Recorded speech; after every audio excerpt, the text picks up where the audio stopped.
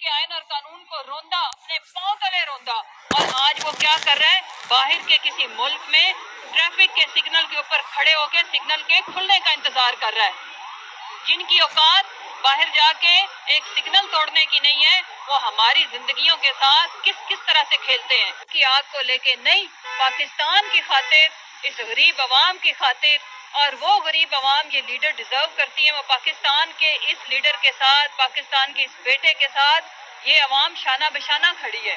और अवाम उनकी दुख दर्द और तकलीफों को समझती है कि उनके ऊपर ये गोलियां तो चलाई गई, लेकिन इन गोलियों के साथ और बहुत बड़े बड़े गोलियां, बारूद और मैं कहती हूँ कि तोपें उनके किरदार के ऊपर, उनकी फैमिली को निशाना बनाया जाता है और उनकी फैमिली को टॉर्चर किया जाता है। और ये सिलसिला काफी उस वक्त से जारी है जब से वो सियासत में आए। ये होता है लीडर के जो अपनी जात से आगे बढ़ के सोचता है अवाम का। रिकंसिलिएशन सिर्फ और सिर्फ उन्होंने ये बात की है पाकिस्तान के लिए, पाकिस्तान की बेहतरी के लिए, क्योंकि ये कुछ लोग बेवकूफ़ी में और कुछ लोग बेपरवाही में, जिनको पाकिस्तान की कोई फिक्र नहीं है, उन्होंने पाकिस्तान को इस नहज तक पहुंचाया है। और वो जो इस सारी चीज़ों का जिम्मेदार है, वो आज जिसने मेरे मुल्क के आइन और कानून को रोंदा, अपने पांव तले रोंदा, और आज वो क्या कर रहा है, बाहर के किसी मुल्क में ट्रैफिक के सिग्नल के ऊपर खड़े होकर सिग्नल के खुलने का इंतजार कर रहा है। जिनकी औकात बाहर जाके एक सिग्नल तोड़ने की नहीं है, वो हमारी जिंदगियों के साथ किस किस तरह से खेलते हैं। आप याद करें आजम सवाती का वो चीखना चिल्लाना, वो सिस्कियां लेती हुई तस्वीरें, जो मेरा भाई अरशद शरीफ शहीद हो गया, उनकी फैमिली की, उनकी हमारे डॉक्टर शहबाज गिल के ऊपर टॉर्चर, और इसकी हमारे साफी भाइयों के ऊपर टॉर्चर, और अभी भी शाहिद असलम के साथ जो हो रहा है, मैं उसकी मजम्मत करती हूँ। लेकिन मैं पाकिस्तानी अवाम को आगाह करना चाहती हूँ, बहुत बड़ी नाकामी देखते हैं।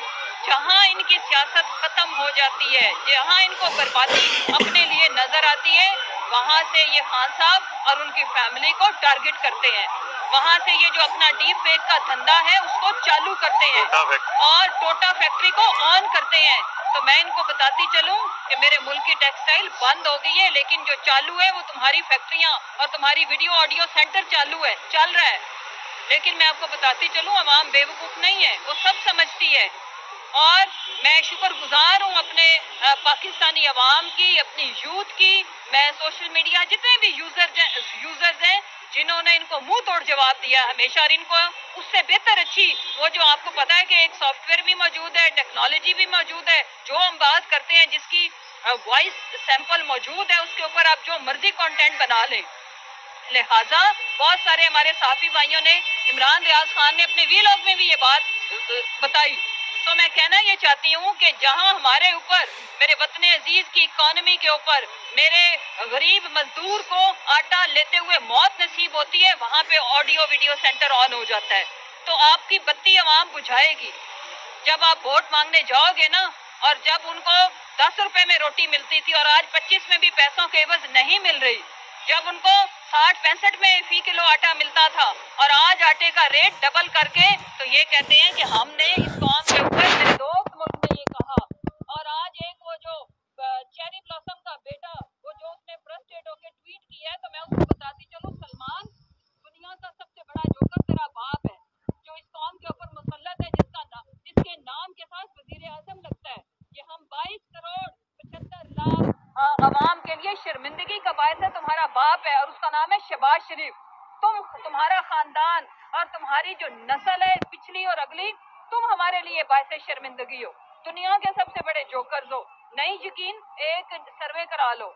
मैं ये अभी आपको ओपन इनविटेशन देती हूँ कि आप अपने अकाउंट से ये पूछो कि पाकिस्तान का सबसे बड़ा जोकर और खित्ते का सबसे बड़ा जोकर कौन है, हाँ या ना में। ये पोल अपने ट्विटर अकाउंट से कराओ, अभी चालू कराओ, तो अवाम आपको बताएगी। ये बेशर्मों का टोला और बेरहम बेदर्सों का टोला, इन्होंने हमारे मुल्क को बदहाल करके रख दिया है। और